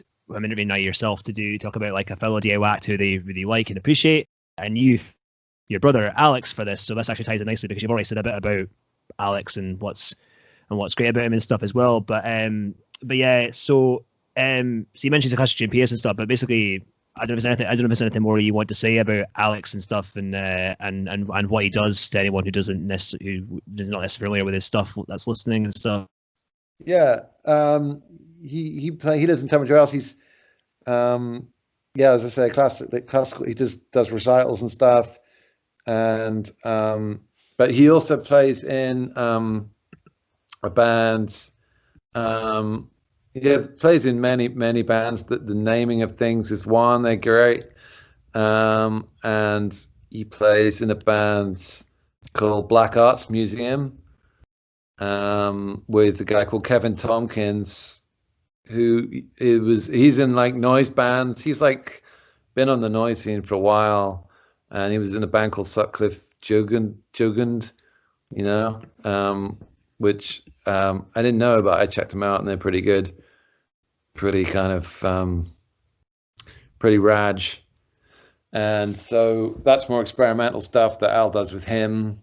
And he's just, well, he just sort of worked his magic on the record, really. Like I was just saying, he's a safe pair of hands. I kind of really trust him, and I like it'll just sort of make a kind of okay song like sound really good. One of those people. Yeah, that's the other thing, because like I think that's like it's a shame that we can't. It's going to be interesting how logistically how gigs are going to work out, because he's in Kent and I'm in Edinburgh, and how that's going to work. Because I thought originally it would be a kind of amorphous thing. Now I'm not so sure, but like, I guess the whole kind of question of gigs has been, some slightly more sort of fundamentally called into question, hasn't it? So yeah, there may be outdoor gigs in some capacity in the summer. I told you to run some small guerrilla gigs in the summer, but we'll just have to see what happens. It's so unpredictable right now. So yeah, well, that was great, that gig and the secret location. That was so much fun, man. I have to echo what Dan about how grateful we all are to you for doing all this stuff, man. Because as he said, and I had said this to you before, like, I mean, I'm sure other people are doing this, but I don't know actually of any people that are doing this, and it's really kept the kind of the vibes. It's kept people, I don't know, it gives you kind of hope, or I mean, I had like motivation to do that, those gigs for you last year, and that was sort of a real nice thing to have as a kind of focus. And really, really great what you're doing, man. It's thanks very much, man. I think it's good for these things as well, because it helps keep everybody. The online gigs will be good because it helps keep people kind of performing and doing stuff as well. As I found as myself as a musician as well, having I find since you got stuff to work for, then you can kind of or to play at, then that's kind of what keeps you going, and it can help you with keeping your songs together and like rehearsing them and stuff as well. And it's good to keep, like, obviously myself and other people kind of playing stuff. And I remember you were saying as well, and I'd agree with this, you were talking about how you'd been working on like I remember like you mentioned that gig we put on. So so anyways, listen, doesn't know, we could do gigs briefly in the summer, not summertime, September time, when we did an outdoor gig. It was a top of week depot effectively. And it was James, you played, and then I played my solo stuff up midnight, and then a bass band called Raymond, who I talked about on the last show with Bellongs, actually played as well. And it was a really great gig. That was a really great time that we had there and stuff as well. Like, I remember that being a lot of fun. And I remember you said to me then as well that you'd, like, over lockdown, you'd been kind of like really sort of focusing on like honing your guitar skills and stuff as well, which is cool to hear.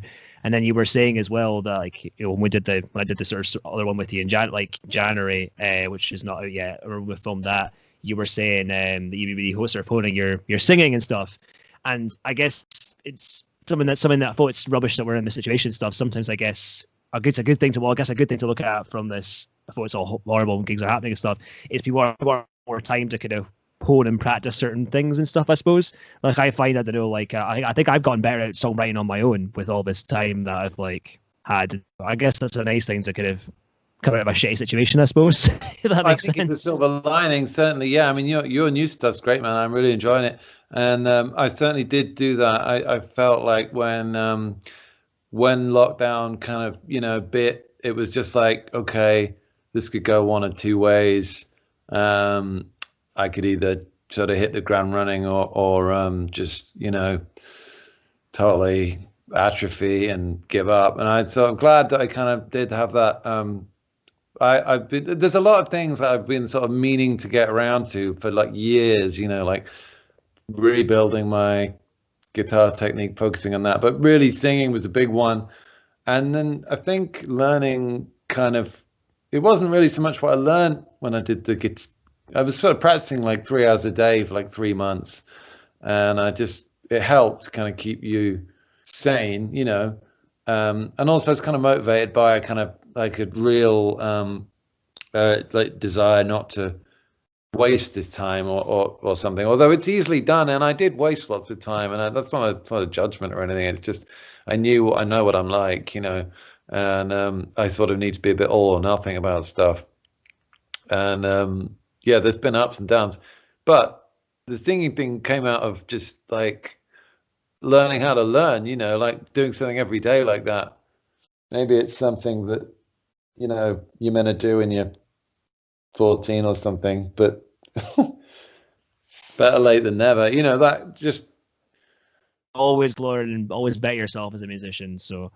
Well, yeah, but it wasn't even, yeah, well, that's true. Although it's really, for me, it was just about going back to basics and really undoing a lot of stuff, with guitar, like undoing a lot of bad habits and reprogramming better ones, and then, as I say, like wondering, oh, maybe I could apply that to something that I don't do naturally well. Like, because singing was always like the weak link. It was always like, I can never really do this unless I can just learn to fucking sing, and so that was great. Practicing guitar in that way taught me that it's a very kind of like gradual, a slight gradient, that learning process, and then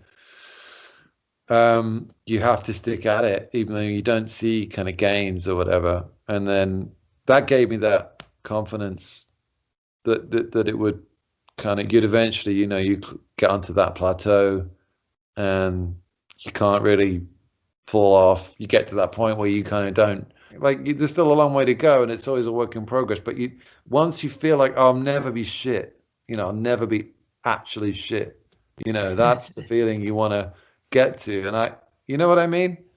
And then because you have that confidence of, well, whatever happens, it won't be shit, and it won't be totally cringy, and it won't be embarrassing, because to a degree it's a confidence thing. Then you kind of progress really quickly, like much more kind of rapidly from that point, because you don't have that doubt, dragging you back. Do you know what I mean? That's really good to hear and stuff, and that's definitely useful. It's sort of nice to sort of think about, because I find, because singing is like, it's the most kind of like, it's quite a human thing. You do singing, it's like, it's your voice, it's like kind of the thing, and we'll cringe at the sound of our own voices and stuff a lot of times and stuff. I can hear myself playing bass or any instrument stuff back, like whatever, fine, but you hear yourself singing back or talking back, and you're like, you should shy away, and you go, oh, I don't know if I sound like that, or something, whatever. So basically, in short, yes, I get what you mean, and it's good to sort of have stuff as well. And another thing you're saying, like, we're so lucky that we have music to kind of keep us anchored and stuff doing this, and other folk have other things like going cycling or hill walks and stuff a lot. It's important to just have something to try and keep yourself anchored and stuff. And I'm so thankful to have music to kind of keep myself anchored and busy and almost sane, because without it, I don't know how I'd have probably struggled, I think, during like the lockdown thing without it and stuff. So I guess set yourself goals within that. It's impressive, because like, yeah, that maybe can help make it even better for yourself. I don't know, or maybe the freeness is good. I mean, I did watch a lot of Netflix and stuff as well, but the other thing is, it's sort of, because I realize, as you say, that we are lucky to have music, and it's not everybody has this thing that they can sort of turn to or distract themselves with, because that's kind of partly what it is as well. But it's also just like, at my age, just really wanting to not waste any time, and I felt like what was really kind of, I think I don't really think this now, but I think I was thinking at the time, if there was lots of things that I wanted to do, and if I kind of felt like I was saying, if I can't do them now with no distractions in the middle of like a pandemic, I'm basically saying I'm never going to do them, and I don't really think that's true anymore, but that's what it felt like at the time, So when you're playing in Zed Penguin and The Leg, you're playing like obviously bass and guitar respectively, and obviously kind of not so messy filling the kind of frontman role. You're playing like a sort of different role in these sort of bands and stuff. So when you went so obviously like having more time a lot than obviously play on your own, and also when you've been recording this new album and stuff, do you feel it's sort of being the frontman and sort of front the band kind of for a while, and then kind of having some time off from almost doing that? Do you feel like now's the right time for you to kind of come back and do that? Do you feel like stronger coming back to it, or do you feel differently coming back to it from before? Or, well, yeah, that was the thing about playing in Tardigrades and then playing in The Leg, and Zed Penguin, and just doing all that stuff kind of gave me some confidence to do my own thing, but also that's really my comfort zone, is playing in just playing guitar like that, and kind of responding to other people's stuff and writing parts for other people's tunes and stuff, and that's probably what I do best. And then certainly where I'm most comfortable. And then I'd almost got to the point where I didn't know if I was ever going to do the chunks again. And then we had the kind of half finished album, and my brother saying, we got to finish it, and I have a bit of a bad habit of starting projects and not finishing. And just, that's the difficult bit, isn't it? Finishing them. I love starting new stuff. And then it just sounded so great. And I just thought, maybe I think probably I have to say also your gigs, like I said earlier, they played a big part in me getting the bit of confidence to do it again, and yeah, I don't know, man. I just it was either gonna do it or I was either gonna give up or I was just gonna, kind of really try and take it seriously because it just was time was getting on, and it was kind of now, and it was kind of now or never, I suppose, But as I say, I had a lot of kind of validation from playing with other people who I really respect and admire, and who, seem to, value what I did on some level. So I think that was really what it was. It was a confidence thing, really, more so than anything else. Also, experience thing, and also just, the singing was kind of was the sort of stumbling block. But now that's kind of, I'm trying to deal with that. And like you said earlier, like it's something about there is that thing of getting used to the sound of your voice, but it's not really that with me. It's like I know that thing of like, the more you hear it, like the more you get comfortable with it. But it isn't really like that. It's more just getting to a point where it's not kind of cringy, and that you have some control over it. And it's really, that's just been a kind of totally technical thing, just practicing exercises and just trying to get to a point where you can troubleshoot your own, you know what I mean? Like if it sounds bad, like now I know why it sounds bad, and now I know how you kind of, you fix it, and that's, I don't know why, but that's just like a really significant thing, like it's like I say, it's like a confidence thing, and yeah, I'm ready to play. Like, and also like you can get through a set with enough puff, Before I would just run out of puff like after one song. Now, because actually, you keep raising your standards as well. Like you're like, you're always, especially with singing, because it is like you say, it is a really particular thing with singing. You judge it much more harshly, I think, especially your own voice. For but sure. Definitely, when we did that gig in the abattoir thing, or whatever it was, I realized, I wasn't too happy with some bits, but then I thought, but I got through a whole set without, running out of breath, and that was obviously something that, you made these kind of advances you hadn't realized, because you're always thinking about how you could, what you want to do next, or how you want to improve, and then you sort of don't notice in a way how much you have improved, Yeah, for sure and stuff. And I think definitely like it's been quite cool seeing you kind of go on this sort of, I guess, journey with these sorts of, because I think each time I have seen you play these songs, I've seen you do them that time we filmed then, and obviously there was Outdoor one in September, and then I also saw you play some of them like back in 2019. What a goal ratio 2019 was, back when gigs were able to think of stuff. I remember putting you on solo with Miles Manley, Pal, and Coma Cat in April 19, and because obviously I didn't really know the songs that well then. Like I seen you solo cover this, but like I'd imagine you'll play it. I'm sure you played some of them and stuff then. But just I think each time I've seen you solo, you kind of gotten better each time, I think, and that's and that's really cool to see. But even then, like I remember like April 19, like seeing you play, and I was like, I remember watching him, being like, man, I've been like, these are good songs. Like he should be playing these with like with people and stuff. And I remember me, you, Nora, and Pat, like Nora and Pat and Pal. I remember we went to like the pub afterwards. I remember we were just blathering and stuff. And I remember like after a few beers, I remember being like, to you, right? It was a great night. Miles Manley is ace. I'm glad you picked Miles for the show, because I love Miles' stuff, and Pal are ace. So Pal are going to be in a future episode. I'm delighted about that. And Coma Cat ace too. It's a great lineup, and it was a great gig. It's just loads of fun, that one. I remember everyone put a great gig. It was just so much energy and loads of fun. But I remember we were at the pub afterwards, and I was getting a bit animated and blathering. And I remember just saying to you, I was like, James, if you need someone to play bass on these songs, let me know, and I'll do it.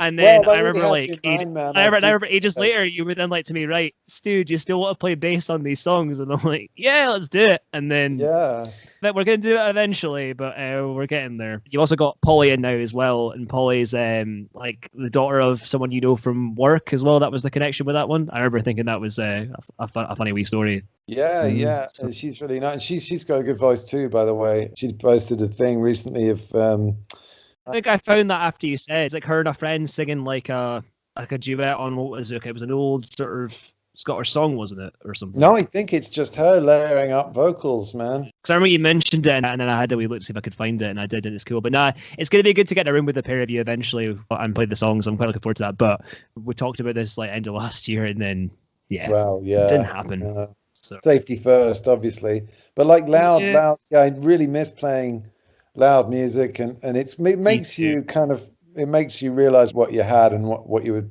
makes you like, it's kind of, you know, just check in that you're not taking it for granted, you know, because you miss it so much. You just really, really can't wait to start playing again. But like, certainly, as I say, you know, I have to look at silver linings, and if and when it comes back, then, you know, probably there might have been things that wouldn't have happened. Like, if I had, you know, I might not have applied myself to really focusing on doing my own stuff, and, you know, and who knows, man, you know, you just don't know, do you? But like, I don't have a newfound enthusiasm for it. It's really cool.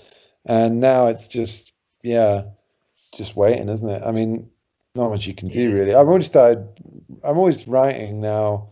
That's the thing about like having got this album kind of under my belt, as it were. Like, yeah, to keep talking about confidence, but it does give me a lot of confidence to keep writing, you know. And it's like maybe you've proved something to yourself or whatever. I don't really know. And it just, maybe you just, because I hadn't written anything in ages, that's the thing, and I don't know why that was. But I had other things going on with Tardigrades and The Leg, you know. I didn't need to or something, but well, you did do 2 albums with like them. Well, I mean, one with The Leg and one with Paul and The Leg. So, you know, there was a fair bit you were doing. So, and, you know, Zed Penguin album only came out in 2018. You know, that took a long time to come out. That's like, you know, like years for that to finally come out. So, while we're on the subject, just briefly, like, we'll come back to what you're saying in just a wee second. I just want to mention, because I didn't mention this on when I interviewed Dan and Paul, and I want to mention this now because I feel like it's something important that I should have said. I didn't mention how great a drummer Alan is on that podcast, and I want to rectify that. Alan is an amazing drummer. He's one of my favorite drummers to see, and he's a lovely guy. But Alan's drumming is one of my favorite things about The Leg and Paul and The Leg. You know, I love those bands in general. They're great. But I feel like we talked about him, but I feel like I didn't give enough credit that I wanted to give him on it. It was only after I finished it I was like, I need to give him some more juice here. So I'm sure if he hears this, he'll probably just laugh and think it's funny. But yeah, I wanted to just express like how when I had a window, I wanted to express. Yeah. You've got to. So. Well, no, yeah, he's amazing. Yeah, and a lovely guy, and yeah, totally. And hopefully he'll listen to this. I don't want to take away from what you were saying. I was just like, I need a window to say this. I need to find the right window to give Alan a little like phrase. Yeah. It's that was the other thing about you know, playing guitar in that band was just, you know, wanting to be able to kind of you know, hold your own in a room with those guys, because like their musicianship is so, you know, the level of kind of musicianship is so great that I had that extra motivation to want to, you know, be able to kind of justify my existence, you know. And so there was lots, so that was kind of part of it anyway. And then, you know, yeah, it's been a lot of fun, because it's one thing, right? Like writing is a very different thing. My technique was just all over the place, and it's good to have that, you know, that motivation. I think, you know, got to get it from somewhere. For sure, right? I think that's a it's a nice wee sort of happy note to kind of maybe to end on. So what we'll do is, in after this last little bit here, we'll play 3 more songs and then the podcast will end. So we'll play Communion by Alex Metcalfe. We'll play Wormhole to Nirvana by The Leg, and then we'll play Sleeping Heart by The Chunks. So also as well, just final plugs and stuff as well. So at the moment, there's not. So at the moment for The Chunks, you can hear Sleeping Heart. There's a video for that on YouTube, and I'm sure by the time this comes out, the Loudest Words video will also be out on YouTube as well. And I think you can hear Loudest Words on the SoundCloud as well. I think are any of the songs public and stuff at the moment in Chunkland, or is it just the 2 sort of videos that'll probably be out by the sort of point? I think that'll be out on SoundCloud and Bandcamp. It's not up there at the moment. I had to put that on for something else, but just to say that Alex's band is called Alex Metcalfe's Catastrophic Organ Failure. That's what to search for. Yeah, that's on Bandcamp as well, isn't it? Yeah, cool. That's a great. And Gone Times will be out as a single in April time, isn't it? Like as well. Early April. Yeah. Yeah, and then in early May, like 3rd of May, you're saying Warm Universe, the long-awaited, let's call it the long-awaited Chunks album, will be released, and that'll be on Bandcamp and SoundCloud. And like, is there going to be physicals of it, or it's digital only first, isn't it? Like you told me this before. Digital only first, and then physicals will emerge. Tim is doing the artwork. He did the artwork for it, and cool. So I need to chase him up about that. Because he's a great painter. That's a plug for his artwork there, Tim Dodds. So what's the label that's coming out on again? To West mention End that again, Rocker. I forget. West End Rocker, cool. And then you want to talk about other stuff. James does as well. Zed Penguin are on Bandcamp too, as are The Leg and Paul Vickers and The Leg, and everything else I played on this as well is on Bandcamp, or if they're not on that Bandcamp, they're on YouTube or Spotify, so you can go check all that stuff out as well. Well, thanks again for being on this, man. It's been a very lovely chat. It's been really nice blathering with you and stuff. Like, I hope this all comes together okay in the end. Yeah, no, thanks for having me, man. It was really good fun, and thanks for all that you've done for the music scene in the last year. Really, really great. Really appreciate it. Well, thanks for just playing with you, man. It's going to be great. Right, yeah. So we'll just play the last few songs and then we'll end. This is a song about the time aliens started communicating with me through my electric guitar. I saw a blinding light over the eastern sky, and that shit just ain't been right since that November night. And now no one wants to believe it, but the light had a message, and the message went a little like this.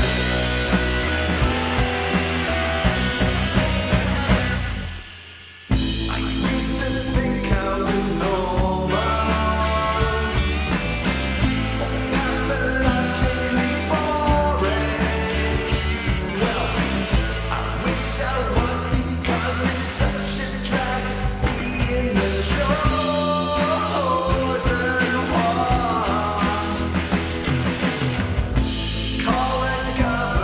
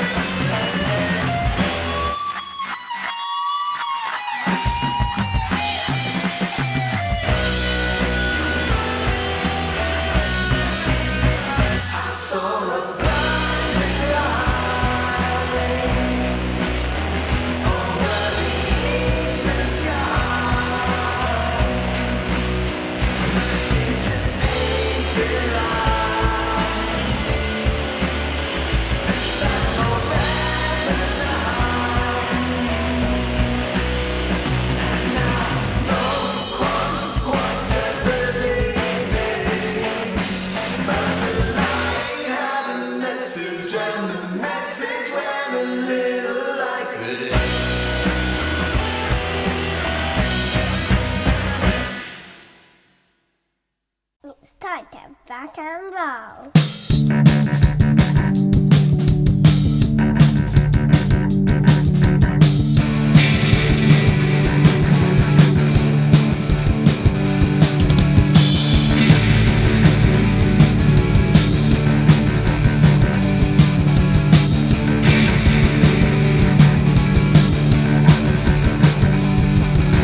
Everyone needs a castle to house their ego, and everyone's looking for the wormhole to Nirvana, the wormhole to Nirvana. Everyone needs an ambulance, and everyone needs some ambience. Only human sacrifice will find the wormhole, but human sacrifice turns most people green. Human sacrifice turns most people off. Not me, maybe you, not me, maybe you, but not me.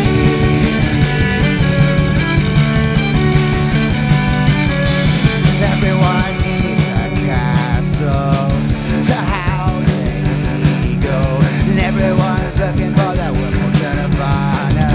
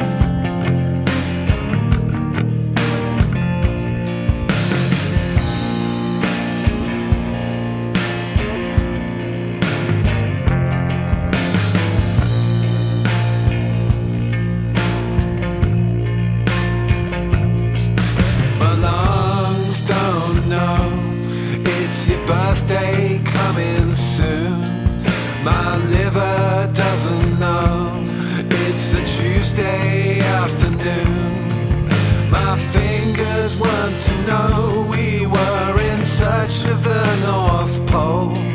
My brain wasn't told, it no longer feels the cold.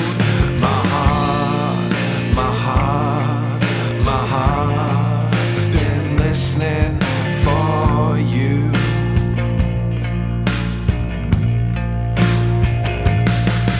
My lips would never guess they could have caused so much distress. My ears no longer hear, they're just useless flaps of flesh. My legs are unaware, they're being chucked out of your stare. My sleeves ain't gonna grieve, and they don't care whether you leave.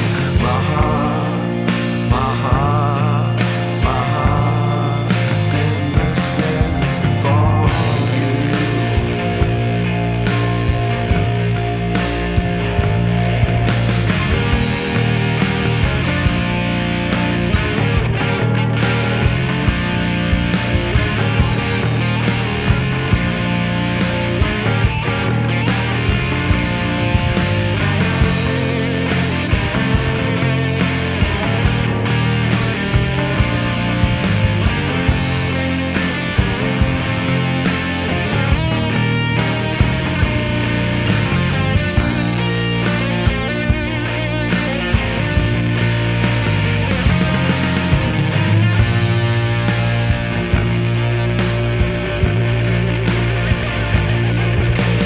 We are just big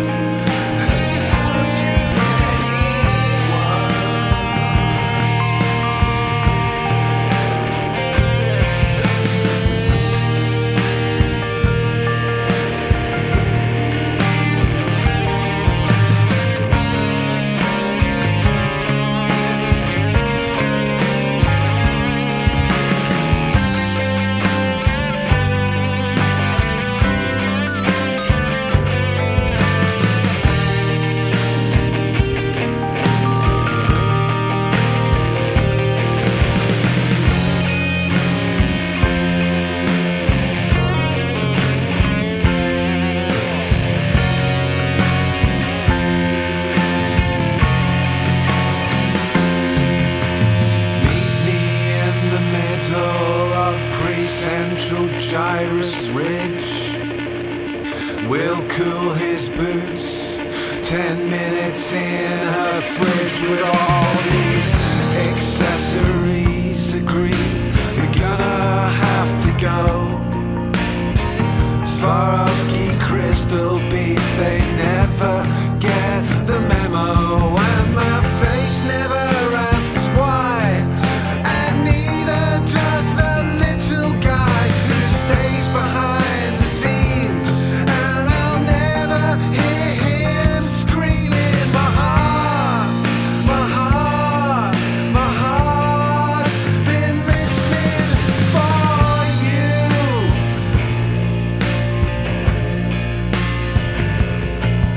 My heart, my heart, my heart's been listening for you.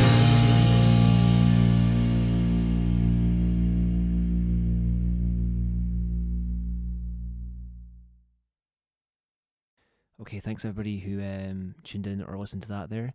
That was Fuzz Bat Gigs Podcast, episode number 4, with our guest, the lovely James Metcalfe of The Chunks. On the next episode of the podcast, I'm going to be interviewing Deathbed. Very much looking forward to having a good chat with those guys. So everyone, please stay safe, look after yourselves, and wash your hands. And enjoy the rest of your evening. And cheers for now then. Bye. Fuzz Bat